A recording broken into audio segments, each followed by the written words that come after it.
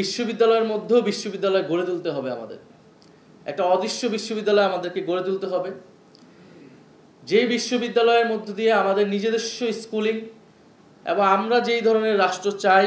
ঢাকা বিশ্ববিদ্যালয় অনেক স্বপ্ন নিয়ে প্রবেশ করলেও খুব অল্প সময়েই হতাশ হয়েছি এই বিশ্ববিদ্যালয়ের একাডেমিক ব্যবস্থা দেখে, তার রাজনৈতিক ব্যবস্থা দেখে। এবং আমরা যেটা ঢাকা বিশ্ববিদ্যালয় থেকে বা বিশ্ববিদ্যালয়ে পড়াশোনা বলতে বাইরে থেকে যেটা বুঝতাম, যে স্বপ্ন নিয়ে যে উদ্যম নিয়ে আমরা পড়াশোনা করেছিলাম অ্যাডমিনিস্ট্রেশন, সেটা সম্পূর্ণই হতাশ হয়েছি। প্রথম বর্ষ থেকেই মনে হয়েছে যে পড়াশোনা ছেড়ে দেই, বিশ্ববিদ্যালয় আসলে আমাদেরকে কিছু দিতে পারবে না, কিছু শেখাতে পারবে না। এই বিশ্ববিদ্যালয় কেবল শুধু দাস তৈরির একটা কারখানায় পরিণত হয়েছে, যেখানে আসলে প্রশ্ন করা যায় না, সবসময় অনুগত থাকতে হবে, একটা চিন্তাকে একটা রাজনীতিকেই মেনে নিতে হবে।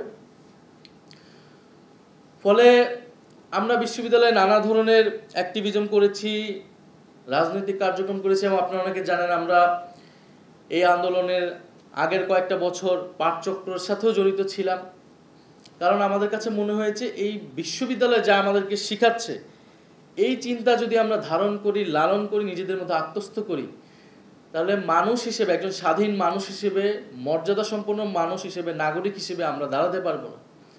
ফলে আমাদের একটা কৌশল ছিল যে বিশ্ববিদ্যালয়ের মধ্যেও বিশ্ববিদ্যালয় গড়ে তুলতে হবে আমাদের।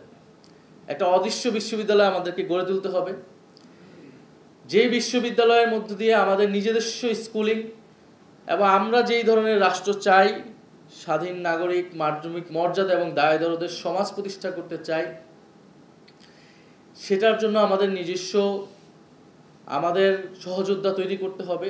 আমরা এই প্রক্রিয়াতেই ছিলাম এবং কখনো প্রকাশ্য, কখনো আধা গোপন, কখনো গোপনভাবে আমাদের এই কার্যক্রমগুলো পরিচালনা করা লাগছে বিশ্ববিদ্যালয়ে।